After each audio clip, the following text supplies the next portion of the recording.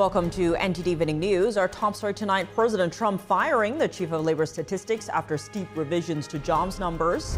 What the latest report shows about America's job market and what factors the White House says are impacting the numbers. President Trump got a head start yesterday on his August 1st tariff deadline with new tariffs on dozens of nations. Arlene Richards has how some countries are reacting. President Trump orders nuclear submarines to be repositioned after Russia talks about war. Ariane Posdar has more on what led to the move. U.S. Envoy Wickoff and Ambassador Huckabee are in the Gaza Strip to assess the humanitarian aid situation. Meanwhile, Israel's top general says they'll know in the coming days whether a hostage deal can be reached. Jason Perry with the update.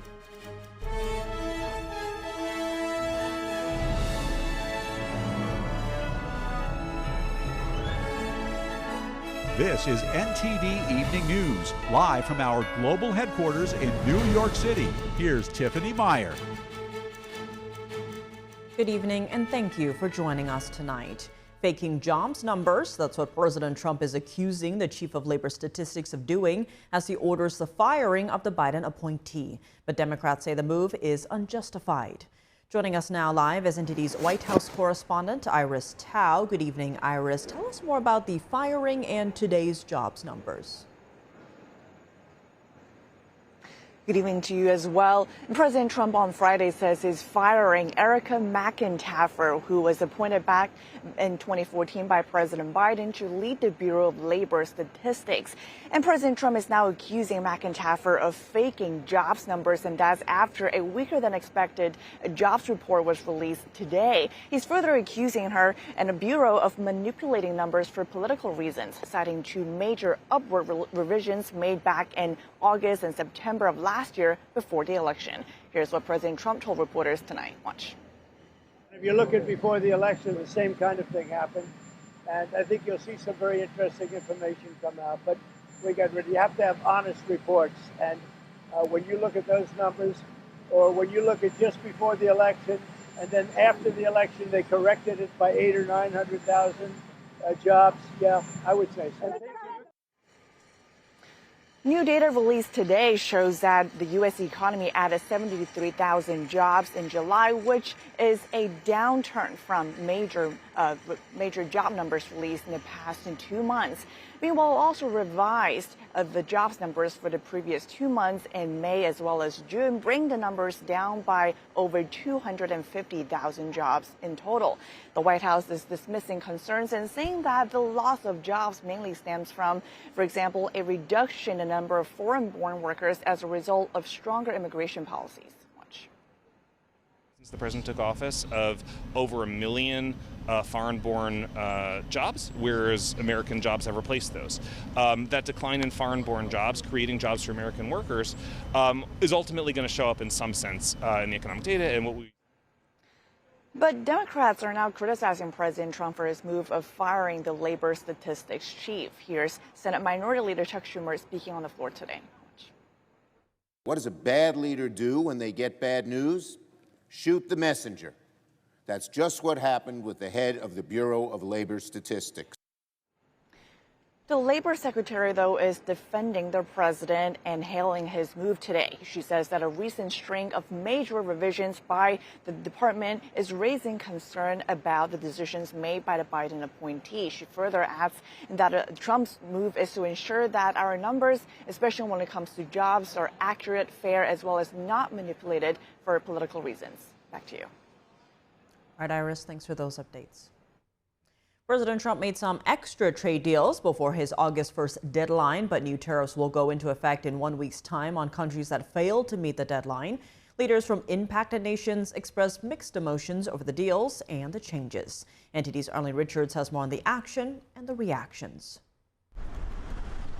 The Trump administration announced new reciprocal tariffs Thursday, just 1 day ahead of his August 1st deadline.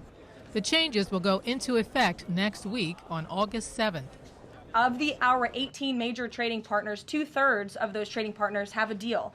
Nations that didn't make a deal before the deadline will likely see tariffs reaching as high as 41%, according to the president's Thursday executive order. For example, Switzerland's new tariff is 39%. The country's president, Karen Keller-Sutter, isn't too happy about that. The Federal Council is just, yes, disappointed, because we had negotiated an agreement at the beginning of July that we saw as good, which was also negotiated and supported by members of the Trump cabinet. Obviously, though, these negotiators did not receive the president's support, although we had other signals from the USTR, United States Trade Representative, and also the Trade Department and the Treasury. These people were satisfied with what we negotiated. Handelsministerium und dem Finanzministerium. On Monday, German Chancellor Friedrich Merz said his country's economy, Europe's largest, would suffer substantial damage from the EU's trade deal with Trump. Now he says his country will conduct their own negotiations on steel tariffs. Dieser Abschluss ist schmerzhaft. This agreement is painful, not only for the steel industry, but for the European industry as a whole. But it also shows the negotiating position we were in. And I want to vehemently disagree with all those who now believe they can explain in hindsight what could have been done better. We were not in a negotiating position to start a full-blown trade dispute. There would only have been losers, and the biggest losers would probably have been us Europeans. That is why it is now a matter of negotiating this. And I very much hope that we will reach reasonable agreements that also open up sufficient export opportunities for the European and German steel industries. Exportmöglichkeiten eröffnen. Over to Mexico, Trump announced on social media Thursday that he is extending their current trade agreement for 90 days. Mexico's President Claudia Sheinbaum confirmed the agreement. What we're looking for is that, in front of this international situation, Mexico keeps the treaty, a good commercial relationship with the United States as a trade partner. So I think in this sense, it's a very good agreement to remain, as we are, and continue working. India is now engaged in trade talks with the U.S. after getting shaken by a 25% tariff. According to Reuters, nearly $40 billion worth of exports could be hit. And Trump's new executive order also includes a 20% duty for Taiwan. Taiwan's government said its rate was temporary and that it expected to reach a lower figure. Arlene Richards, NTD News. President Trump says he's ordering 2 nuclear submarines to be repositioned in case of Russian aggression. This after the chairman of Russia's Security Council spoke of a possible war with the U.S. NTD's international correspondent Arian Pazdar has the Russia update. A threat was made by a former president of Russia, and we're going to protect our people. President Trump is preparing for possible Russian aggression. On Friday, Trump posted, "I ordered 2 nuclear submarines to be positioned in the appropriate regions." He added that words are very important and can often lead to unintended consequences. "I hope this will not be one of those instances." Trump was referring to recent statements by former Russian President Dmitry Medvedev, who responded to Trump's 10-day deadline to end the Ukraine war. Medvedev, who is now the chairman of Russia's Security Council, said each new ultimatum is a threat and a step towards war, not between Russia and Ukraine, but with his own country. Trump says he'll put more sanctions on Russia if no deal is made by Friday of next week, and impose up to 100% secondary tariffs on any country doing business with Russia. On Friday, Russian President Vladimir Putin didn't have much to say about the increase in pressure. Negotiations are always in demand and always important, especially if it is a desire for peace. In general, I view the negotiations positively. Meanwhile, in Ukraine, the country is mourning the deadliest day of the war so far this year. 31 civilians are reported dead, including 5 children. Almost 160 people are wounded. President Volodymyr Zelensky announced the end of a more than 24-hour-long rescue operation on Friday. This was one of the most brutal Russian strikes on Kyiv.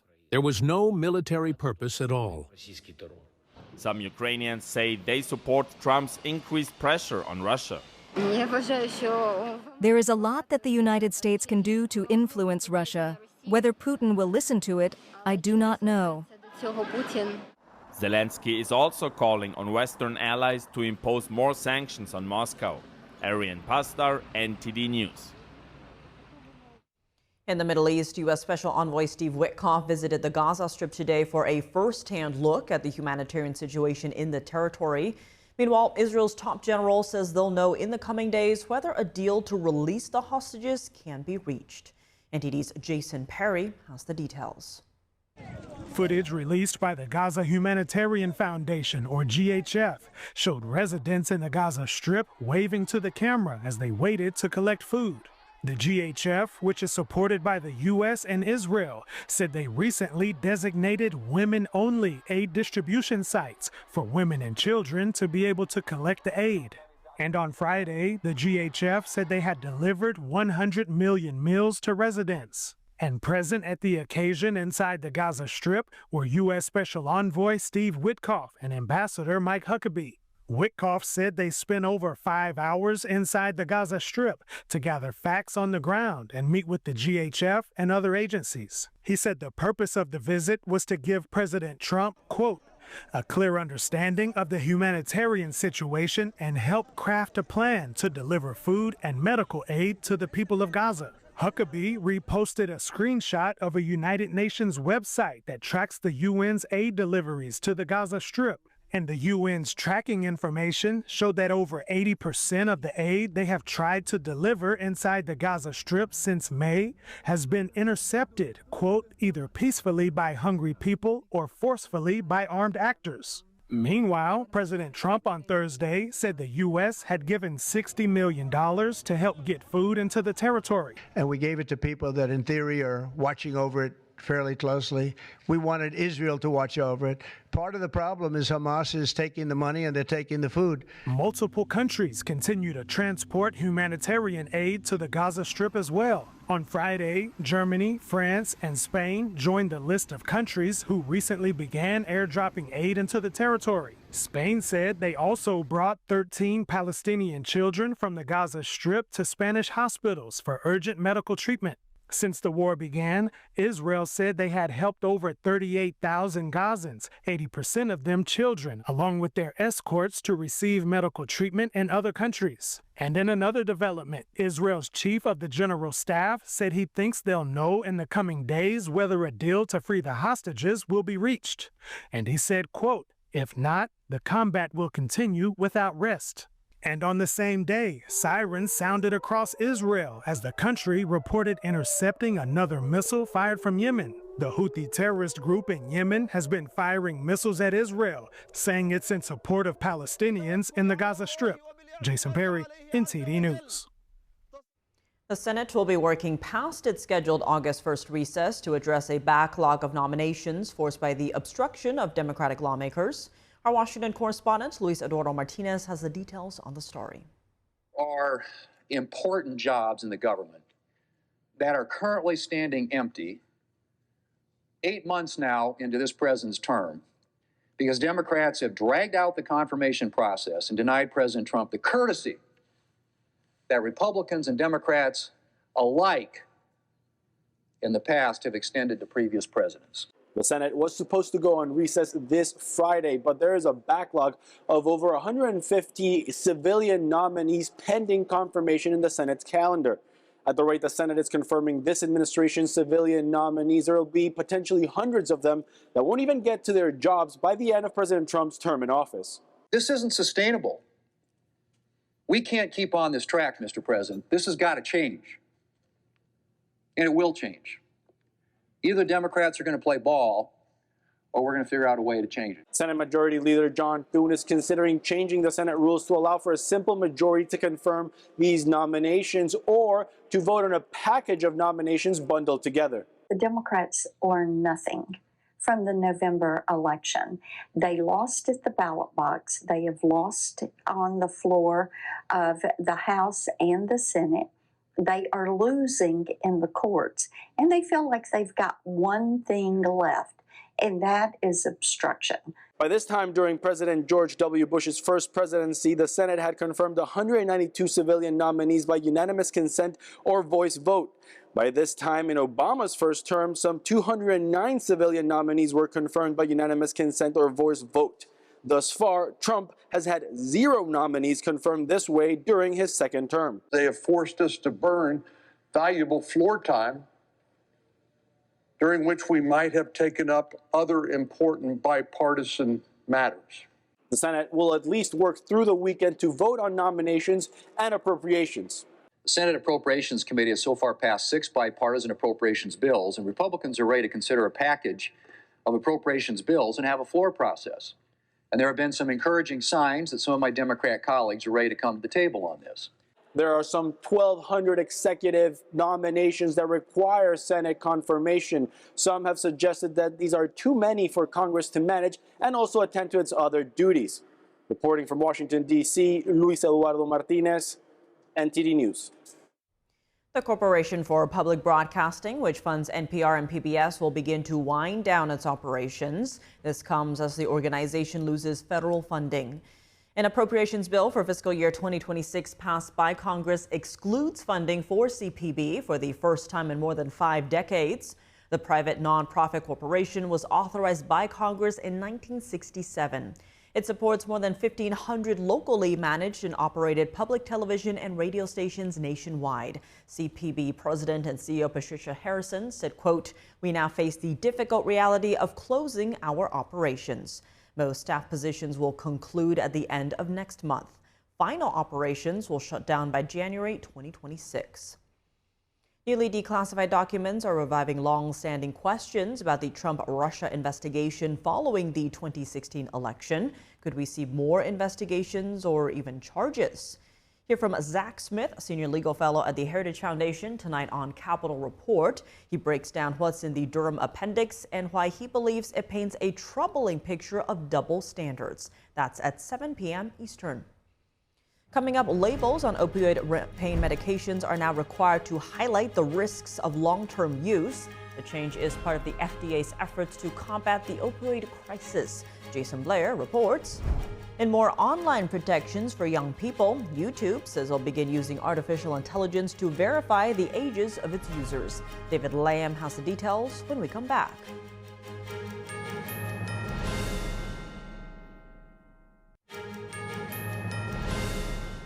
Welcome back. I'm Tiffany Meyer. Labels on opioid medications are now required to highlight the risks of long-term use. The update from the Food and Drug Administration comes days after the agency announced efforts to combat the opioid crisis. NTD correspondent Jason Blair has more. The FDA is implementing safety label changes to all opioid pain medication labels to, quote, better emphasize and explain the risks associated with their long-term use. The health department says these changes follow a public advisory committee meeting in May that reviewed data showing serious risks such as misuse, addiction, and both fatal and non-fatal overdoses for patients who use opioids over long periods. FDA Commissioner Marty McCary says the death of almost 1 million Americans during the opioid epidemic has been one of the cardinal failures of the public health establishment. This long overdue labeling change is only part of what needs to be done. We also need to modernize our approval processes and post-market monitoring so that nothing like this ever happens again. This announcement comes 2 days after the FDA recommended synthetic 7-OH, a chemical found in many kratom-related products, to be classified as a controlled substance. The department said the move was to get ahead of another possible wave in the opioid crisis. 18 years after the approval of OxyContin by the FDA, we woke up to a terrible crisis that may have killed almost 1 million Americans. And then again, right afterwards, with fentanyl.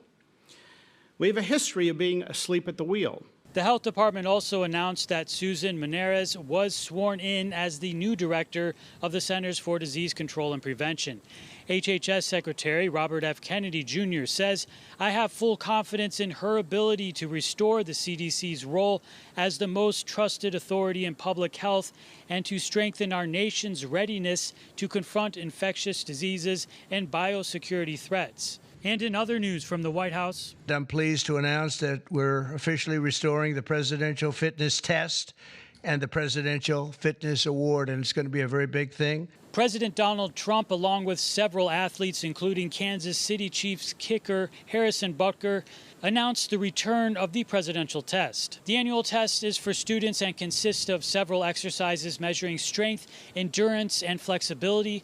The top performers in each age and gender group will receive a Presidential Physical Fitness Award.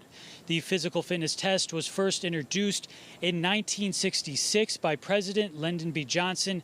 Then in 2012, President Obama changed it with an assessment called the Fitnessgram, which focused on bettering individual health. And the Trump administration also sent letters to 17 drug manufacturers, giving them 60 days to lower prices in the U.S. President Trump said he would deploy every tool available to, quote, protect American families from continued abusive drug pricing practices.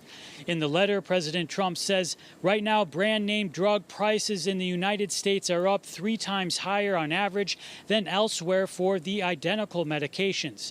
This unacceptable burden on hardworking American families ends with my administration. Now, drug manufacturers have pushed back on this idea before, saying that lowering the drug prices in the U.S. would make it difficult for them to cover the research and development costs for high-priced drugs. Reporting in Washington, D.C., Jason Blair, NTD News. More online protections for young people following Australia's ban on social media for minors. YouTube says it will begin using artificial intelligence to determine whether users are under the age of 18. What do people in Silicon Valley have to say about it?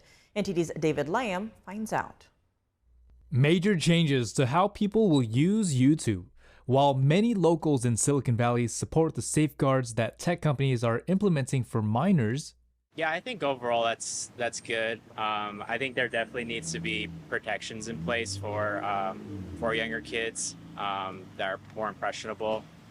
Even older people kind of need boundaries with that. they are not fully on board with artificial intelligence taking the reins. YouTube's new AI age verification tool is coming soon, but some say they're concerned with privacy when it comes to AI deciding whether an account owner is an adult or minor. Yeah, in places like that, I think it can be tricky because then you get into areas of like censorship where maybe it's won't be as necessary there. So I'm a little hesitant with that. This week, YouTube said AI will interpret signals such as types of videos a user searches for, categories they have watched, or longevity of the account. When the system identifies a teen user, YouTube will automatically apply its built-in protections, such as disabling personalized ads, turning on digital well-being tools, and adding safeguards to some content. If the system incorrectly determines someone to be under 18, the person will have the option to verify that they're 18 or over by using a credit card or government ID. It depends on actually how they use the information you input, but I tend to read like what the protections are for the information that I input because it's pretty secure. If you're asking me for an ID and a credit card, I'm not sure how YouTube is actually going to collect that information and store it. YouTube's announcement comes as Australia's government said the country is banning social media for teenagers, a global first. This week, Australia added YouTube to the ban list for teenagers. Importantly, following advice from the eSafety Commissioner, young people under the age of 16 will not be able to have accounts on YouTube. YouTube said they plan to test the AI age verification system with a small group of users in the U.S. over the next few weeks. David Lamb, NTD News.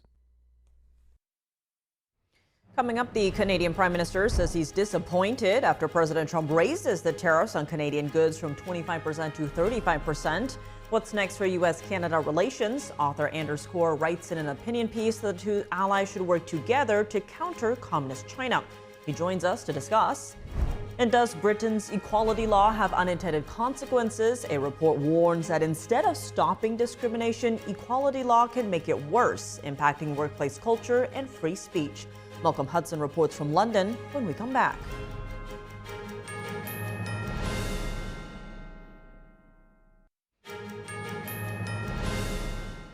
Welcome back. I'm Tiffany Meyer. President Trump yesterday released an updated list of tariff rates for various global trading partners. Canada was not included in that list since the president had already signed an executive order raising tariffs on Canadian goods from 25 to 35%.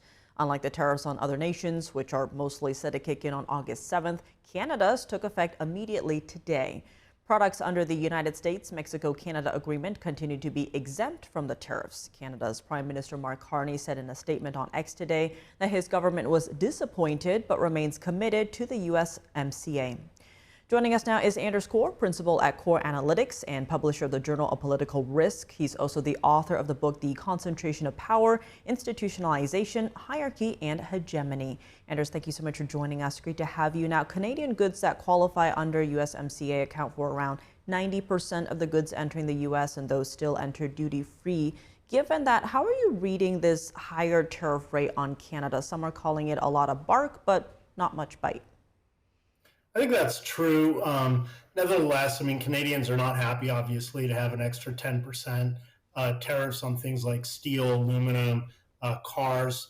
It's going to hurt their economy for a little bit, and it's not just an immediate harm to their economy. It'll decrease growth for a few months, definitely, but those lower growth effects then carry on for years sometimes.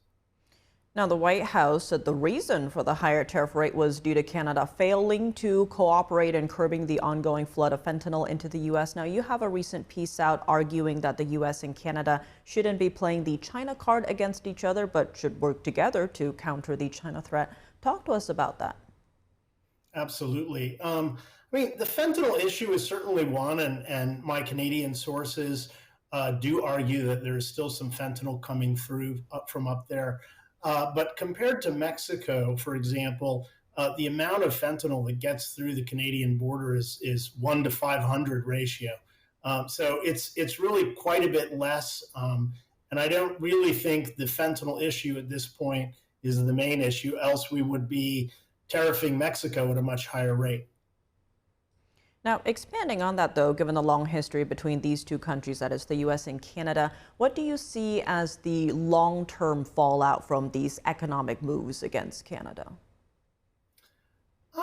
Canadians are feeling upset, I think. And so the U.S. and Canada have had a very positive relationship for over a century.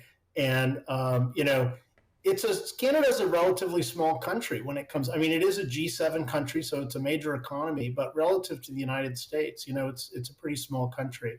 And I think we really have to ask whether it's right for the United States to twist the arm of smaller democracies who are allied with us and right on our border, with tariffs, with high tariffs, basically. Yes, we might get a few more jobs. Yes, we might get a slightly better deal in terms of trade, but at what cost to good relations with Canada? If we lose our positive relations with Canada, Canada will at some point look elsewhere. I don't think they're really going to look to China, although there are some in Canada that say they want to do that. I think what they would do is they would look to Europe. They would look to Japan, South Korea, some of our traditional allies, and they would try to connect more closely with them. And it would really be us decoupling from Canada as opposed to Canada decoupling from us, because we're the ones that are really imposing higher tariffs at this point. And digging into that a bit more, expand for us how important that U.S.-Canada relationship, especially in the long term. Well, one of the most important things is NORAD. I mean, we have the North American, basically a strategic area. We have fighter jets that fly together that defend the northern space against primarily Russia is how it developed. And that's a key element to our missile defense and our defense against, say, Russian bombers. So if, when we depend on Canada at some point, they may say, hey, you guys, they may be a little bit slower to react, which is really unfortunate. At the same time, we do need there are very strategic water, uranium, oil, and gas that we get, timber from Canada, and we do want to keep importing that. there is a possibility. I mean, some have said that they would do this in Canada, that they want to cut U.S. supplies to that, which would even make the relations between Canada and the U.S. worse. So we want to avoid any kind of acrimony between the two countries. We're too close. We have an undefended border, essentially. We've had a long history of really great free trade between the countries. Now, tariffs are a very good and important tool when used against adversary countries like Russia, China, et cetera. But when using it against a smaller democracy that's so closely allied with us, I think it's a bit penny wise, pound foolish, to be honest. Now, on that note, given the White House focus on fentanyl, in your view, how can the U.S. incentivize Canada to crack down more on Chinese fentanyl without harming that U.S.-Canada relationship? I really think that Canada's basically done everything that we've asked them to. I don't know of anything that the State Department or the Secretary of Defense or anything else, any Department of Homeland Security has said that Canada isn't doing publicly. What I think is happening is I think the fentanyl issue may be an excuse for other matters. And what Canadians believe, and I don't necessarily agree with this, is that this tariff war is really an attempt to force Canada into becoming the 51st state, which has been talked about in Washington. And they're deeply upset about that. They don't want to be the 51st state. They want their sovereignty. They want to make their own foreign policy decisions. And that's their right as a sovereign country. And when the United States tries to nibble away at that right, we're not only upsetting Canadians, we're upsetting other countries around the world like Japan, South Korea, et cetera, that we support and that we defend. And in exchange, they work with us on a number of matters. So it's not a one-way street. It is a two-way street. And there are lots of things that we can do to increase revenue. I think one of the major goals of the Trump administration with all these tariffs is to increase revenue, which is absolutely necessary. We have a huge national debt that needs to be fixed. But tariffing our closest allies and friends is probably not the right answer. The right answer is to go after the assets of our adversaries, which is Russia and China. And on that note, zooming out a bit here, the U.S.-China trade negotiations are still ongoing. Do you expect the U.S. to try to limit China's influence in Canada, if you will, through that deal?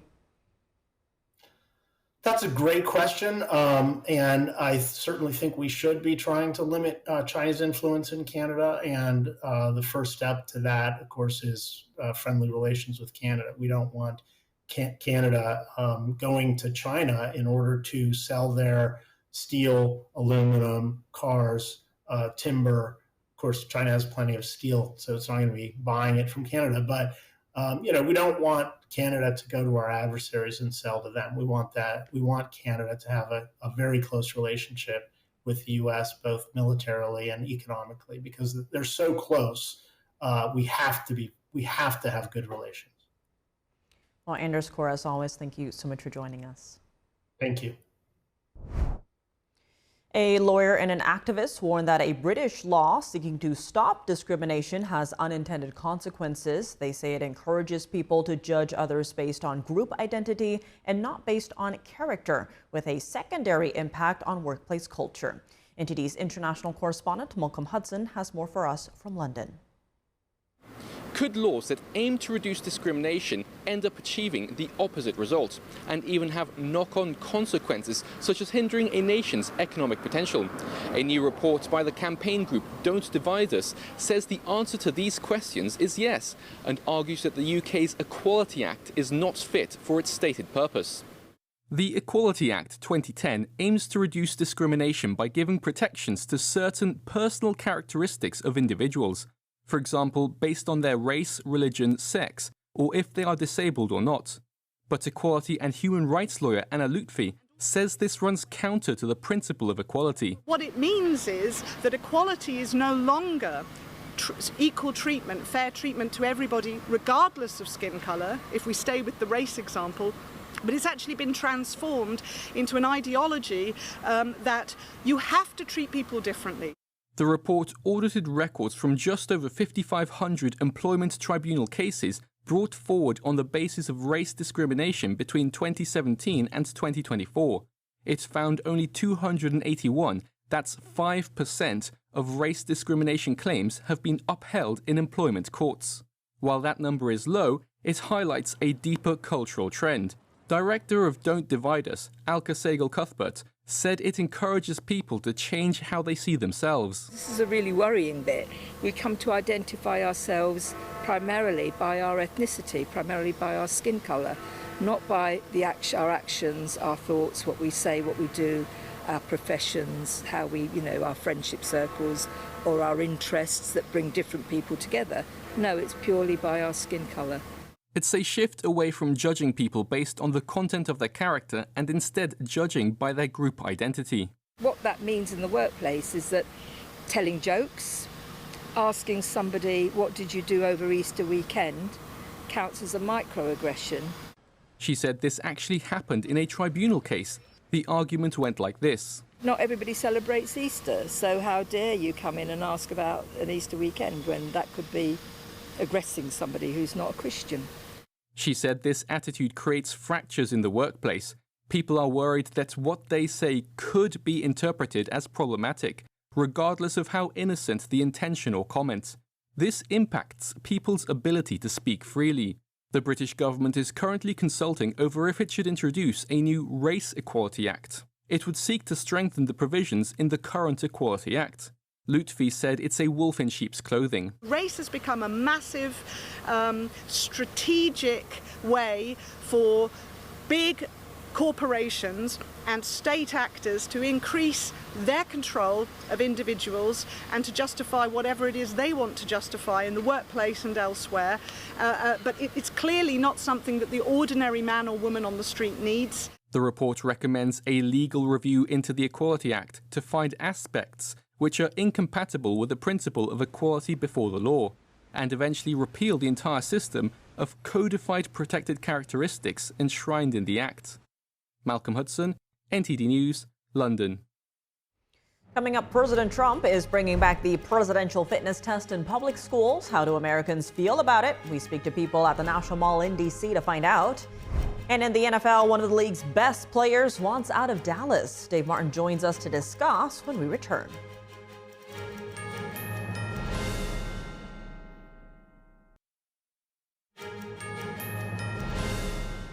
Welcome back. I'm Tiffany Meyer. President Trump signing an executive order reinstating the presidential fitness test in public schools.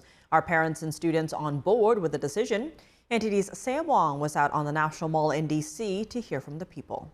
Do you remember what it was like back in the days when presidential fitness test was very much in place? I actually grew up in Canada. It was kind of a competition amongst classmates, so I think it was similar down here in the States. So I honestly don't mind it. They had like a couple of variations of what you could do. How many chin-ups can you do? Can you do a pull-over? Did you make it to the top 15%?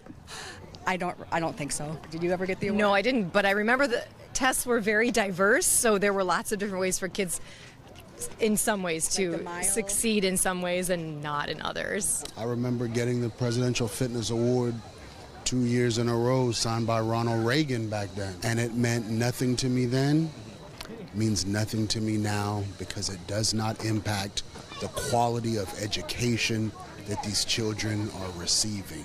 President Trump has reinstated the presidential fitness test. What are your thoughts on it? Against or pro? Kind of both. I'm all for fitness. I think that health, especially among kids, is something that we need to focus on. But also, it gave me a lot of anxiety when I was in school. That's pretty cool to kind of work and strive for that. Would be pretty fun, actually. You're excited for it? Yeah, I'm excited for it. Rather have my child educated equitably and properly than wonder how many pull-ups or push-ups he can do in a minute. Ultimately, it's on mom and dad and the family to make sure your kids are getting the exercise, but a national standard, maybe that'll help elevate. We all know that obesity and those types of things are an issue, so I think it's a good thing. I definitely try to be on the more athletic side myself, but some people aren't always like that, and I think a little bit of a push would help for sure. And a little bit of push-ups. Just a push in the right direction, but some push-ups would definitely help. Yeah. How many can you do? I have no idea. Probably around 25, something like that. For one thing, let's not kid ourselves.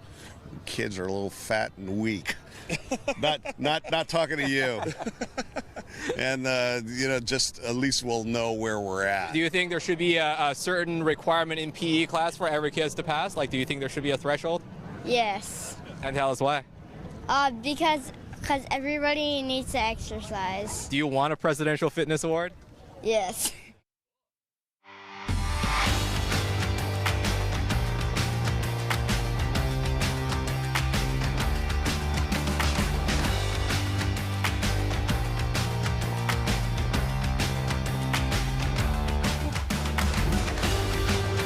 And now for your sports news, we're joined by NTD's Dave Martin. Dave, plenty going on right now, but let's start in the NFL as Cowboys star defensive end Micah Parsons posted his trade request on social media today. What are his reasons for this? Yeah, it seems to be about getting a contract extension done. Now, Parsons is in the 5th and final year of his rookie deal. He's been a star in the NFL, though. 52.5 sacks through his first 4 seasons. That is the 4th most in the history of the league. Now, he said on this post that he reached out to the team about an extension after the 2023 season, said the team did not want to start negotiations at that point. He said he reached out again this offseason, but those negotiations still have not happened, though. Now, Parsons said, quote, "Up to today, the team has not had a single conversation with my agent about a contract," end quote. Now, we've not heard a response from the Cowboys about this. I mean, I can't imagine that they don't want to have him long term. He's a tremendous player. This is certainly a storyline we'll be following. It's no secret, of course, the Cowboys absolutely need him, at least this year and beyond, if they're going to be a Super Bowl contender. I realize they haven't been to the Super Bowl for quite a while. They at least have the talent to be mentioned in those teams. Who knows, maybe this could be the year, but it absolutely starts with him at defensive end, my opinion. Lots at stake then. Looking at NBA news, though, the New York Knicks have agreed to a 4-year extension with forward Mikal Bridges worth $150 million. What does he bring to the Knicks team? I mean, he's such a well-rounded player, a two-way player pretty much, great on defense. This guy was runner-up for the Defensive Player of the Year award in 2022. We saw him at the end of games 1 and 2 in that second round against Boston, made those crucial defensive plays to seal the wins there. The Knicks would end up going on upsetting the Celtics then in 6 games in that series. He's also a very good scorer, one of the best shooting the three-pointer from the corner really in the league. He's an Iron Man too, hardly misses any games out there. Now the Knicks obviously thought a lot of him. They traded 5 first-round picks last summer to the Nets to get this guy. I'm still interested, of course, to see how the Knicks fare next year without Tom Thibodeau as head coach. Obviously, I've vented you multiple times about that tip. This move, I can get behind this one, even if it was a bit of a no-brainer that they re-signed the guy they traded a whole bunch for. So we'll see about next year, though, with him and new coach Mike Brown. I like Mike Brown, too, by the way. So he's got a good player here in Bridges.